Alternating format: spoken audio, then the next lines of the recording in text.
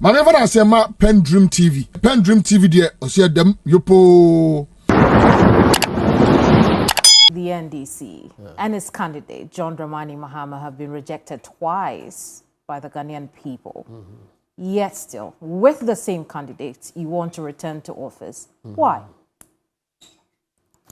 Well, thank you very much, and let me extend my greetings to viewers.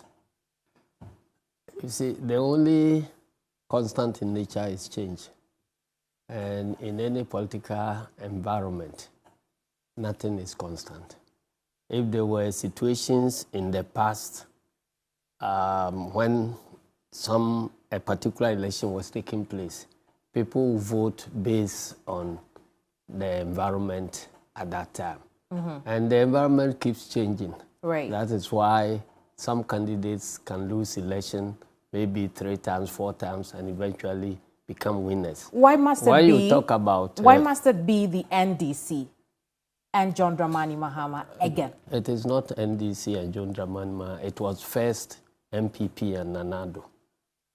Because have you counted the number of times Nanado lost elections before becoming the president? And the reason is that times change. Are the circumstances the same? And the circumstances... Because Nanado had never been president the 3 times that he had run for elections. John Dramani Mahama had a taste half of 2012 to 2016, and then when he lost the election, right? And that is why people are calling for him. You can lose election because of some lies being peddled about you, some misunderstanding of your intentions by people around that time. If you are, some years ahead of your generation, whatever you do at a particular point in time, people may not understand it. But with the passage of time, they come to vindicate the positions. That is why Ghanaians are now rooting for the return of President John. Are they really? If they didn't give you the opportunity in 2016, they didn't give you the opportunity in 2020, are Ghanaians really rooting for the NDC? Why are the poster boys of NPP no longer talking about economic miracles and so on? At that time, when we were interested in investing in the future of Ghanaians, they were talking about fleeting satisfactions at a particular point in time. And we have followed those fleeting satisfactions, and this is where it has brought us. Chairman, so it sounds like you're discounting the hardship under the NDC's John Dramani Mahama before he lost the 2016 elections. I'm not discounting it, but it is not one person who experienced the hardship. The same Ghanaians who experienced what they call the hardship are now experiencing the worst form of hardship. In our case, the hardship could be explained by our choice, deliberate choice, in investing in the future. In this particular case, we are not investing in the future, and we still have hardship because of the greed of people in government. And so, heads we lose, tails we lose. We are not enjoying today, and the future even looks more bleak than what we have. The future of the youth is destroyed. We've mortgaged the future of the younger ones by excessive borrowing. So the next generation are looking at no opportunities, but coming to face even worse hardship than we are facing now. Let's look and that is why they want a change to somebody who will lead the country. And even if we have to tighten our belts now, we are building a better future for our younger generation. I want us to go back into time and look at the era of John Dramani Mahama as president. Ghanaians thought that hardship was not handled properly. They thought that the administration then was incompetent. Why should they have a different mindset now about the NDC? I believe you could be calling those who thought like that. Those who are talking today, they are the very people who condemned John Dramani Mahama. And over the past 2 years, people are coming out to apologize. People are coming out to say that they were misled into believing in certain things. And that is, a stronger vote for President John Dramani Mahama. Because, you see, we kept saying that, you can use the media or whatever techniques to brand somebody as what he is not. But when you put him in the position, his real nature will expose him. And that is precisely what has happened to Nana Addo. And the black painting, deliberate black painting of President John Dramani Mahama too, has been exposed with the passage of time. Why do you think there was deliberate black painting? Was it not true that the city at that time, between 2012 and 2016, had graduated? Are you not listening to the same people who were speaking against President John Dramani Mahama now? Have you been hearing them? No. They are saying that, look, Nana Akufo-Addo's performance has made President John Dramani Mahama look like a saint.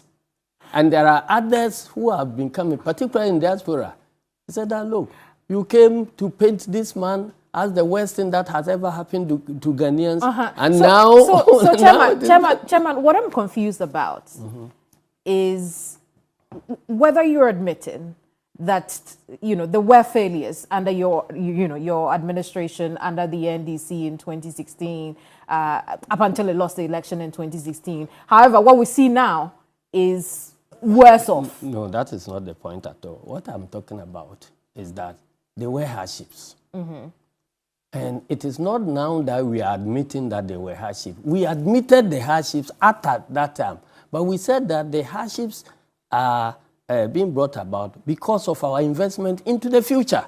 And that if we tighten our belts now, the next generation will be better off. And that was what, and we never blamed anybody. Listen, we never blamed anybody for what was happening. We took responsibility for what was happening. And now you said, no, everything bad was caused by Mahama. You now change over to your saint. And now he comes and never takes responsibility for anything. Anything that has happened in this country was caused by somebody else, so apart from them. Taking responsibility is the difference. You take responsibility, and then you point to the people that, look, what I'm doing now is going to bear these fruits if we follow this trajectory. You cannot run a country like it's being done now without a significant portion of your resources going into investment into the future. If taking responsibility is the only difference between the NPP... I'm not saying that is it. That is your word. It's a key difference. One of the differences, yes. Between the NPP and the NDC. Yeah. Then you would say that the Ghanaian people are stuck between the devil and the deep blue sea. Why? I have not said that taking responsibility is the only thing. Those are your words. No. I am saying that one of the key difference between the two of you. It's not the key difference. It's one of the differences between the two. The other one is that we invest in the future because whether it is family, organization, country, or anything, you need to sacrifice today for the benefit of future generations. So anybody I'll tell you what the explanation for this government also is. Outside of the external forces, they have also said that they have put that money that they have spent into the future of our children in education. Why? And so, if you are offering explanation for yours... Where is that? You see, when you are running an economy and you have a set of needs, you know how to prioritize and how to apportion your resources so that you will not have a system where part of it will be overbloated to an extent that the other parts cannot come along. All that they are talking about investment in education is about free SHS. That is the middle part of education. Go and look at the top part of education and the lower part of education. It's horrible. And so how can you develop education only by investing in the middle part? And even the so-called middle part, they claim to be investing in. Because of lack of infrastructure, you see how they are struggling. Do you know that people are going to be admitted in December and will be vacating in December? Chairman, this year, just the year coming. And that is what... We'll come back and talk about, what the alternative really is, because it sounds to me like we are in between a rock and a hard place when it comes to the NPP and NDC. No, that is your impression. We are not between the rock and the hard place at all, unless you don't have the sense of choice. Chairman, in a recent interview with Africa Watch, your candidate, former President John Dramani Mahama, said that the NDC and him are coming back to power because the economy, and I'm quoting, the economy is broken. All rating agencies have declared our economy junk. That is a clear verdict. My question is, what is the alternative the NDC and John Dramani Mahama are offering? We need to begin building back the economy to where it was, so, and then to build on it, because you cannot hand over a future to the next generation with this downward spiral of economic growth. So it is a very important task, and the next few years will not be that easy because we have come to the lowest. What are the target areas in the economy that the NDC would be going after in order to revive it? Well, we will bring our manifesto out very soon, and you will know what it is that we are going to do. But whatever you promise to do can only succeed on a strong economy. Tell me. I'm saying that what are you tackling within the economy? You need to tackle agriculture strongly. You need to fix our energy problems very strongly too. And then you need to build agriculture and agro-processing. These are key areas that no government can succeed in this country without tackling. We will give you the details of what our manifesto will look like. And so, but I'm saying bottom line is that you cannot build anything on nothing. So those who go about promising free this, free that, free this, free that, the free can only happen on solid production. If there is no solid production and you go about promising free, you can only print money, and you print money to make the economic thing worse. So these promises that you're making on agriculture, on energy, and the likes, if we look back between the period 2012 to 2016, for instance, under Agric, we know that the highest growth that the Mahama administration had scored was 5.7% in 2013. And so, I mean, what are you telling us, really, when it reduced to 2.9 by the time he was exiting office? So what is the economic growth now? What is the growth figure what for I'm agriculture asking now? is, if you have not shown us any evidence of growth during your period, what are you going to do differently now? You see, let me say that I did not prepare for this program as if we are going to discuss economic growth figures and all that. But I'm saying that don't assume that whatever happened in the past is the same thing that is going to happen. That's a track record we have. So you have to convince us that there won't be a repeat of that. And I'm not hearing that. No, but even in the past, I'm saying that our performance in agriculture was stronger than what we are seeing now. That's not true. That is true. That's not true. I'm just saying. Yes. When Mahama was exiting office, his agric figures were You are just talking about 1 year exiting figures. No, but we are comparing a period of time. The last year you knew was his highest figure was 2013, 5.7%. While he was exiting office in 2016, it had gone down to 2.9. Right now, we know as of 2021, the current administration is doing 8.4. So what is the 2024 figure? We are not there yet. You are not there. You still want to compare our last year figure with something that you have not got into. I'm comparing your track record please, I'm saying to what you are capable of doing. I'm saying that, look, I'm not prepared with economic figures now. I understand. So the program was not designed to come and talk about economy. Okay. And so that is why I'm talking in generalist terms. But I'm saying that our performance in agriculture, put it down. Okay. NDC's performance in agriculture has been better than the NPP's performance in agriculture. The figures don't speak to that. I'm saying that if All we right. want to come and discuss those figures, we will bring those figures and let you know. When you are talking about agriculture, you know, in composing agricultural figures, the details are within, the devil is in the details. You can have forestry and many other things let's assume brought together Chairman, under let's agriculture. assume I'm so wrong. when we What have to are come the to discuss, achievements of when the we NDC come to discuss, when it comes to agri? Listen, please. I don't know whether I'm invited to come and discuss detailed figures about achievement outside of the figures. No, outside of the because figures. I was invited to come and discuss, elections and other things, Absolutely. and yet we are now being, drafted into discussing fine details of figures. Chairman, hear me out. I'm not prepared about. Chairman, hear me if out. you want us to come and discuss it, I'll come prepare the figures, and we'll come and deal with the figures, and I'll prove to you that the figures don't speak to what you are talking about. They don't. Right.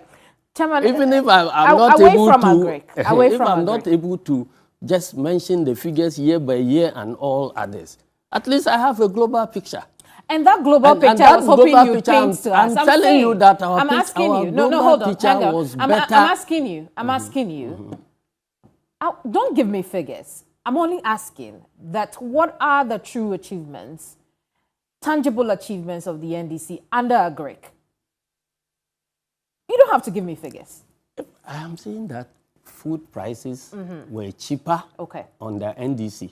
That is something that everybody knows. At a certain period of NDC, we even exported grains. It happened on the NDC. And so, and then it was on the NDC that we started even processing our cassava into beer. We're processing local maize into beer. Right. All those things are there. We were at the stage, at some point in time, I was a deputy minister for agriculture. We were even planning to introduce composite flour to replace the 100%, wheat flour for our bread making in this country. We can prepare and come and deal with those things, but it can happen. I mean, let's move on. Invite me for something, and then you come and ambush me with something else. That is why I'm saying let us don't go into those things. Chairman, this is not an ambush, but I want us to talk about what critics believe that the return of the NDC could be the return of some people who feel that they didn't have their time to get their share of the national kitty. That is completely wrong. Because Ghanaians, even inside NPP, they are saying that what is happening cannot pass for any good governance at all. And that is why a lot of NPP people are clamoring for the return of President John Dramani Mahama. Because you see, in any democracy, there are guardrails that prevents bad people from becoming presidents. You know, the party system, primary system, and many, many other things, which will guide and block the way for wrong people from becoming president. But there are times when wrong people, once a while, a wrong person can sneak through. And when that wrong person sneaks through, democracy-loving people in the country come together, both from within his party and outside his party, to make sure he leaves office so that the system can be reset. Where we are, it is not about NDC, NPP anymore, because many people within NPP themselves are saying that this is not good governance. Is there a plan, as far as your party is concerned, to ensure that what we have just spoken about does not happen within your party, within your time, should you come back in 2024? Our records are there. We always make sure we don't spend more money on running the country than the money that goes into investment. That is basic principle for running any country. If you take over any country and you put more of the resources of the country in maintaining yourselves in power than the resources that will go into investment for the future, you can only crash. And that is why we are crashing now. Are we now discounting the several accusations that were also leveled against the NDC? I'm not talking about several accusations. I'm talking about the quantum of our resources that are going into maintaining government. We're speaking in view of corrupt practices. Not just corrupt practices. Okay, what else are we talking Bloated about? government. Okay.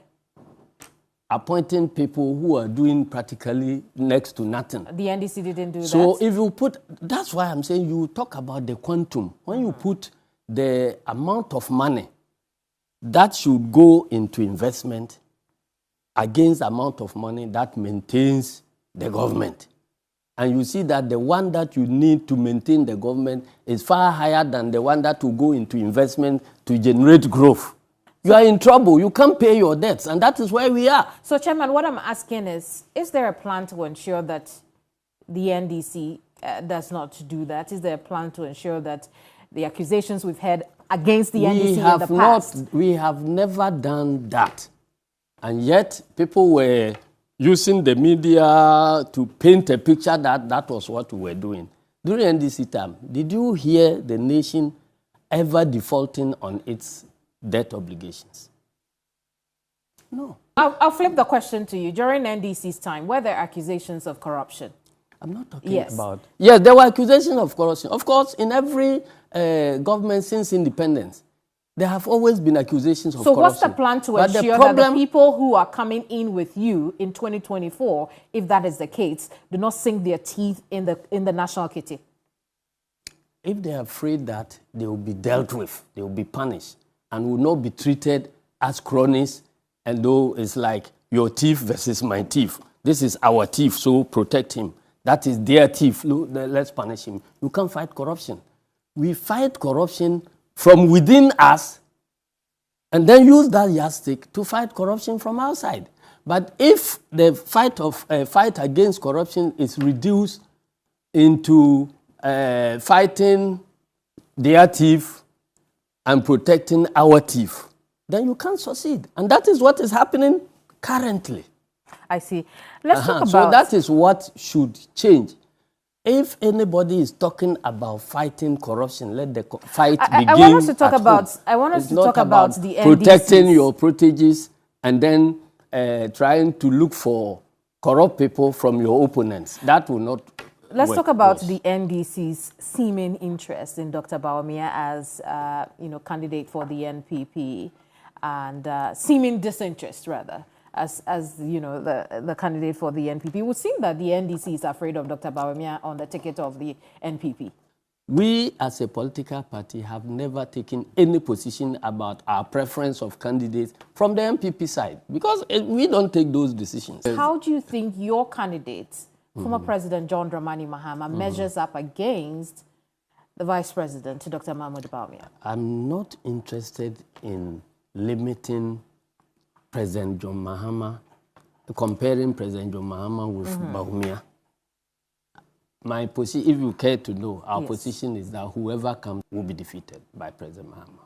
What makes you think that, regardless of who comes up, the NDC's John Dramani Mahama is a better candidate on the ballot? Because we will have a stronger program, for reviving this economy and provide hope for the youth of this country, because we are known to have done more generational thinking than what we are seeing now.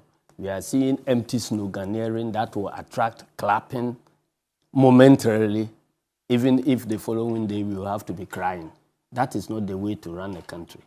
So when we come, even if we are calling on the current generation to tighten their belt, we will show them that this is the reason why you are tightening your belt. It's because of the future generation.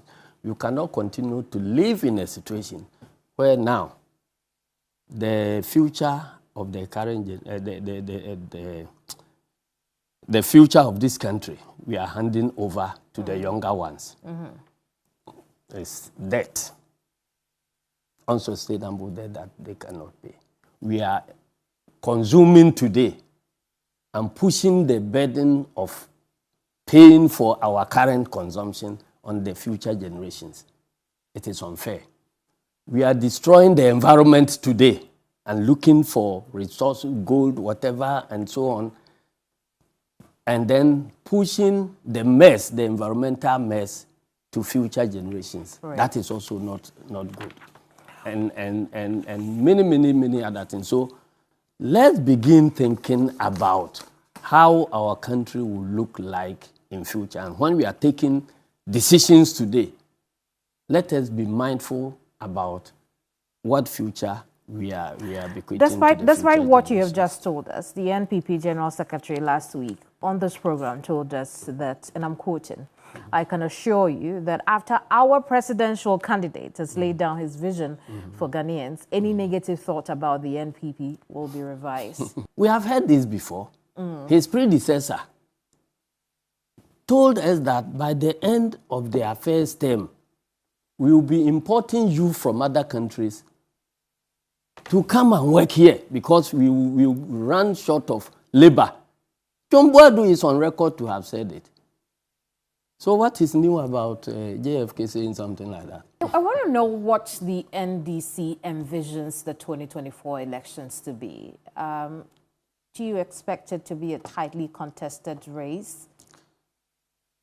I don't engage in this type of conversation because it has it's a double-edged sword. If you paint a picture of an easy election, that works against you because it goes to, encourage your people to go to sleep because we have won already. On the other hand, if you paint a very bad picture too, it has a way of demoralizing some people. But what I'm saying is that we have work to do. It is not over until it is over. So let everybody put in their best effort, and then we will win come January 2025. What do you have to say to analysts who have measured, based on their predictions, that Dr. Bawumia will be on the ticket of the NPP, with John Dramani Mahama on the NDC, the 2024 elections could go into a roundoff? Let them continue with their predictions. I'm not one of them. I see. Let's talk about the electoral process ahead of the election. The EC now, is planning to create the Guan constituency. We know that CI has been laid for that, and it has denied rumors of creating 25 additional constituencies.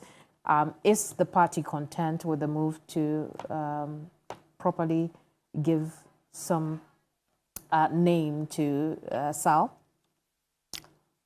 In fact, we always call the denial of voting rights to the people living in that area a cardinal sin.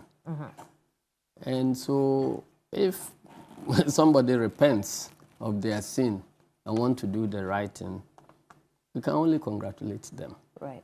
It is something that should have been corrected much earlier on. Does the party have a candidate for in mind for Guan, or you have to go through the process? No, we have a candidate already. You have a candidate. We have a candidate already, and we expected that constituency to be created much earlier, so the elections could happen there for that the winner to join the current parliament to give them a voice.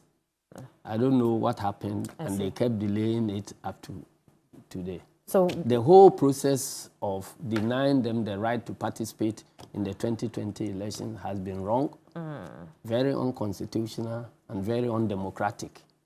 And so if there is any effort to correct something that has been wrong, we can only applaud them for so doing. I see. All other things being equal, we're going to have 276. MPs. There are those who believe that based on the increase in population, we should have more constituencies. What does the party think about that? The party has not taken this decision, besides the fact that when we complain about the size of government, we should not be condoning an increase in the size of government whilst we ourselves are complaining about the size of government.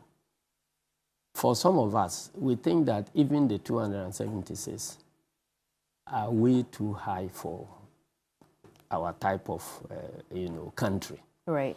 If we take our population and compare it with the population of United Kingdom and other democracies, you realize that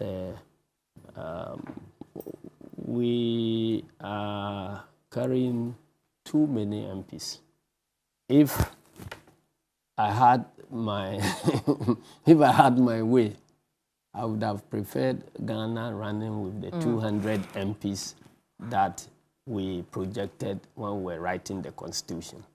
Unfortunately, there was a loophole in the Constitution that was exploited by President Kufuor's government, which was condoned by the then judiciary. And that is where we are now. We have opened the floodgates for anybody to create any number of constituencies, so long as they find themselves in government. Because if you look at the clause that allows for the creation of constituencies, it states explicitly that constituencies boundaries can be revised after population census. You understand? The revision does not necessarily imply creating more constituencies. We are talking about shift in populations within the 10 years and so on that may make one constituency excessively large as against the other constituencies that are depopulated and so on. Right. So that was the thinking of the Consultative Assembly as at that time we were putting it there. So nobody anticipated that we'll be having close to 300 MPs as at this stage. But then we also put in another clause that required that if a government, in order to prevent gerrymandering, if a government wants to create constituencies, those constituencies cannot be used for the elections ahead. So that if you you propose constituencies, those proposed constituencies must form part of your manifesto getting into the election. So if you are defeated, those constituencies will not be created. I see. But when President Kufuor came and he created some constituencies, the matter was sent to court. In fact, the national chairman of NPP, President Kufuor's party at that time, spoke against it and said that, look, this one, we cannot create these constituencies and use them in the 2004 elections. So if we create them, if we want to create them now, we propose them. So it is only after 2004 that they can be used in the election. But the court, the matter was sent to the Supreme Court, and the Supreme Court, instead of going into the merits of the case, they ruled based on the time of filing this in the, propriety or whatever, the procedural issue, and then they never went into that thing. So President Kufuor was able to use those constituencies created that year and went into election with it. Do you think the same thing could be happening? And that opened the floodgates. We're going to come back to the electoral process, but I also want us to look at, you tell us really, how different the mindset of the incoming, of your incoming, NDC administration would be. I mean, ending your spell before the 2016 elections, you had given us Terminal 3. You had given us great investments into Ghana Gas, which we're enjoying today. Electricity situation had improved by the time you were headed out. What is the mindset coming back to the Ghanaian people? So you knew the answers to the questions you were asking before you asked them previously. You are now telling us what the real achievements are. There are always two sides to the coin. You'd agree. Two Those, sides to the those coin. are generational investments, and that is what I have been talking about. Those are things that the hospitals we are building, the airports and all the things you talk about, the power we are providing, the infrastructure, road infrastructure and the other pieces of infrastructure, those are the things that lays the foundation for any economy to take off and provide a better future for your next generation. So when we come, certainly we continue along those lines, because you cannot develop a country without a solid infrastructure base. Infrastructure itself is not a sufficient condition for development, but it is a necessary condition. When we're building the infrastructure, people misconstrued as to mean that everything in the country is about infrastructure. We never said that. We said that even though infrastructure is not a sufficient condition for development, it is a necessary condition. You cannot develop without infrastructure. So let's fix it. If we have limited resources, let's fix the infrastructure. We will get to a point where, with the minimum infrastructure laid, the other things like attracting investment to generate growth and all that will naturally follow. How do you think this administration compares to your record of infrastructure? Go and ask the citizens, not me. You have been covering the poor road network and all that throughout the country. You've been covering the creation of Ministry of Railways, which is focusing on dismantling old rail lines and selling as scrap. You have been covering it in your network. And so we have decided to lay back a little and let the citizens do the talking. Let them testify about what is happening in their areas. And that is why what is happening is happening. If we had proceeded on taking the lead in talking about infrastructure here, lack of roads here, lack of these things here, people would just, push the thing into NDC, NPP. But now, it is the people who are in the communities who are talking and complaining about lack of infrastructure here and lack of infrastructure there. And so, the verdict is already out. And one thing we are going to assure Ghanaians is that these incidents or the practice of abandoning projects midway because they are projects of your predecessors, that practice has been very, very harmful to our economy. And it's in fact has contributed to the debt overhang, which we are unable to pay. Go to see the cocoa roads that were abandoned at a certain point in time just because somebody decided that there could be something wrong with the contract for the construction of cocoa roads. So all contractors laid off. Roads that had come to, that has been cleared, some have come to fixing of sub-base and base, some were ready for tarring, some had first surface dressing and all that. All of them over the country have been left to the mercy of the weather, and they've all been washed away. Now you are struggling to get money to go and repay the loan that we took to fix the cocoa roads. Is that sensible governance? That is where we are. Right. So let's come back to issues around the electoral process. Is the NDC back into IPAC? Come again. Is the NDC back in IPAC? As at now. As at now, yes. No. Why is it taking you so long? What's the holdup? Oh, the holdup is coming from the Electoral Commission. But they have asked you to rejoin, haven't they? No, they haven't. You know, there is an ongoing process to get us back into IPAC, which was spearheaded by the National Peace Council and some civil society organizations, with the National Peace Council playing the lead role. So we had about 2 or 3 initial meetings. One was National Peace Council versus NDC alone, and then National Peace Council versus NPP. And then the third one was National Peace Council together with NDC and PP. They were all very successful. So the next stage was for the Peace Council to now go and engage the Electoral Commission.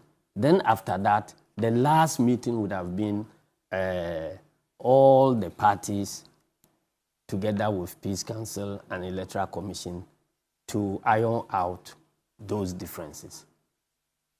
So after our meeting, NDC, NPP, and Peace Council, which was very successful, because everybody knows that these two parties are the key stakeholders of our electoral process. Electoral Commission is a referee. So if the two teams agree that this is what we think our elections should look like, that will satisfy us, why should the referee take another position that is different from what the key stakeholder or the teams are talking about? So we thought that after we had agreed as political parties, the Peace Council, after engaging Electoral Commission, now come for the final meeting to take place. It took the Peace Council more than 1 year to get appointment to talk to the chairperson of the Electoral Commission. And so the talks stalled. I see. So now that the talks have stalled, and so where we are now, if the Peace Council, which has that mandate, finds a way to reactivate the talks, the peace process will be on course, and very soon we will return. Are there other signs that the Peace Council may revive talks? Oh, yes, because lately I've heard people, because first the intention was to put the blame on NDC. And now the cat is out of the bag. They know that it is not NDC that was being recalcitrant, but it is rather a peace process that got stalled because, according to the Peace Council, they have not had the opportunity to meet with the chairperson of Electoral Commission. Each time they try, there will be an excuse that she's traveling, he's out of the country. For 1 year, if this exercise is such an important exercise, for a whole year, can't you get opportunity to meet the National Peace Council, another state institution that has an important role of making sure there is peace in this country? Chairman, if the status quo remains, they come and continue the process, fine. If the status quo remains, do you expect it to have any impact on you now, during the elections, and even after it? If the status quo remains, we will take it into account in our planning for the elections. Now, this is one of the challenges. So our preparation for the elections will take that one also into account. Speaking of taking into account, one of the major issues that your critics have brought against the party in the last 2 elections was the party's inability to collect your results independently. Is the NDC now in the position to do that? What is the strategy for 2024 in collating the results? Nobody goes to war by proclaiming the number of weapons he or she has. So it is something that I'm not going to talk about. Would you have real-time results in 2024? I'm saying that let's wait for 2024. It is an internal process. And so if our party people are satisfied that our preparation for the elections is adequate, let it be adequate and let it remain within the party. The NDC, particularly your candidate, former President John Dramani Mahama, has vowed to resist any attempt to rig next year's elections. What's the strategy to ensure that the election is not rigged? How will you ensure that?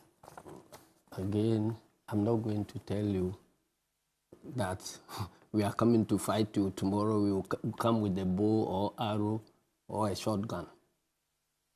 Is there a plan, or you don't have one yet? Is there a plan, or you don't have one yet? I'm saying that, look, it is not good planning to be talking about your preparedness to fight an enemy. You use your left hand or right hand to shoot the bow or the arrow and so on. It is something that I don't talk about. Let's move away from that and talk about recent comments from the NPP regarding how the Ghanaian people would view them going into the 2024 elections. They say, look, we've got a whole year ahead of us and things are going to improve within that year. Ghanaians would have forgotten the NDC by then. So they are accepting that things are no good now.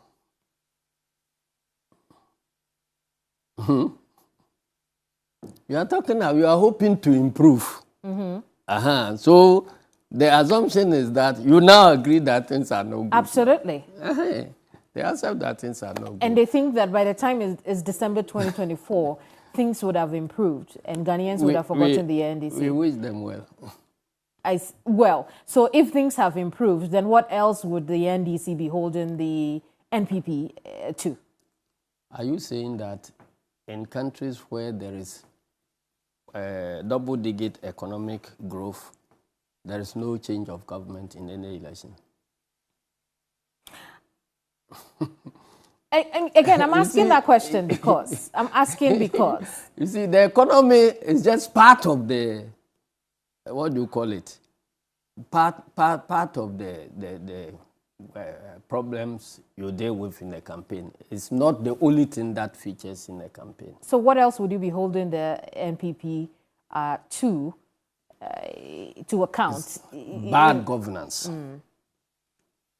The verdict is out that NPP has demonstrated, in the past 8 years, has demonstrated the worst form of governance this country has ever witnessed in this Fourth Republic.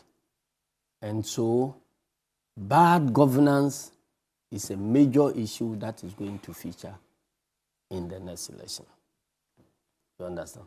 Whether your economy improves or does not improve, nobody can live in a country where there is such a discrimination that even when the discrimination has permeated every facet of life, that if you are this, this is the law that applies to you. If you are this, no law applies to you, even if you do the wrong thing. Go and look at the distribution of practically every state resource in this country. Today, all opportunities, practically all opportunities in the country are located based on whom you know, where you come from, and which party you belong to. Is that the democracy you want to live under? Today, you have a system where majority of Ghanaians cannot trust in the criminal justice system. And it has been demonstrated all over in research upon research. I see. And today, regions and groups of populations don't feel belonged to the system. And so even in the recruitment into the security services, look at what is happening. Do you think that that is a sustainable way of maintaining our democracy, where recruitment into the security services is based on whom you know and your links in government? You are going to have a security system that is polarized and cannot unite to fight any enemy. You see, so there are issues of governance. There are issues about corruption, nepotism, and many, many other, lack of respect. I mean, leadership not taking responsibility. Right. So, and trying to shift responsibility to everybody apart from themselves. Chairman, my guess is the NDC may have learned some lessons since 2016. Again, because a lot of these things you're saying were also things that we had and reported on under the NDC. You preach them. What are some of the... You preach them when they didn't exist. And because you were hearing is it. That the case? Yes, you preach about them when they didn't exist. When they started calling President Mahama's government family and friends government, he had only one member of his family in that government. Only one member of his family in that government. And you were preaching it all over the place. Family and friends. What are the lessons that you have learned? The lessons is that I believe that we need, and I believe that the media has also learned lessons. No, what are the lessons that the NDC has learned? The lessons we have learned is that when you manufacture a rat trap, you must beat the path. You must yourself advertise. What does that mean, Chairman? What it means is that we felt, from the revolutionary background, we felt that if you do things to people, you don't go making noise about it. The people there will feel it. And so they will vindicate you when it comes to voting. Then NPP came on board and they used media to create wrong impressions, even where development is taking place. They find a way of creating the impression that development will not bring money into your pocket. Isn't the NPP already saying the same thing against the NDC and the Ghanaian media? Exactly what you're saying. What I was hoping to hear are the lessons that the NDC has learned in governance. That's why I'm saying that we have learned lessons. But you're blaming the media at the end of it. I'm saying that we came from a background of not preaching what we have achieved sufficiently. Okay. When our opponents were rather painting us black and we said, oh, people know what we have achieved. So we are now learning our lessons that when we come, we must increase Which brings me to the question, what kind of a president is the NDC bringing us going into 2024? The president who is always truthful to his people. I see. Who takes responsibility and makes sure that when there is a problem, he will not dodge the problem and be blaming other people. He will face it, take the necessary decisions, and if those decisions are bringing hardship, he talks to his people that, look, this hardship yet is temporary. It is intended to help us contribute towards a better future.